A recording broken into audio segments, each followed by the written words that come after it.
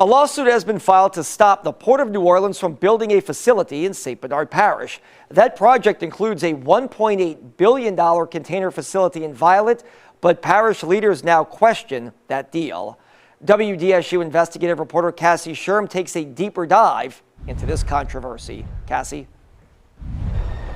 The lawsuit out of St. Bernard Parish basically states that Port Nola does not have legal jurisdiction on this land back behind me here as long as it's within the parish lines. Now, this is something that parish leaders tell me they will continue to fight every step of the way.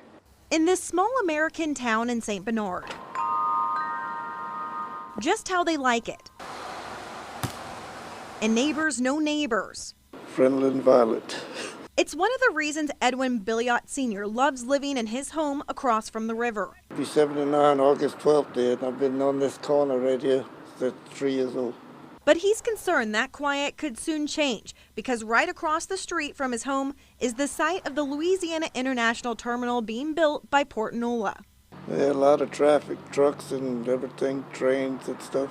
The project includes a $1.8 billion container facility. Last year, the St. Bernard Port Commissioners agreed to allow Port Nola to exclusively operate a port facility in the parish, but St. Parish leaders say it shouldn't be done by outsiders. I don't think any other parish in the state of Louisiana would appreciate the Port of New Orleans coming down and doing what they want. According to the lawsuit, parish leaders say legislation makes it clear the St. Bernard Port has exclusive jurisdiction to operate an international port within the borders of the parish. In order to protect our citizens, we have to have a seat at this table. Port officials say once complete, the Louisiana International Terminal is expected to create more than 17,000 jobs, indirect, and generate $1 billion in new tax revenue for the state and $470 million for St. Bernard Parish. But parish leaders still have concerns. Because they don't live here.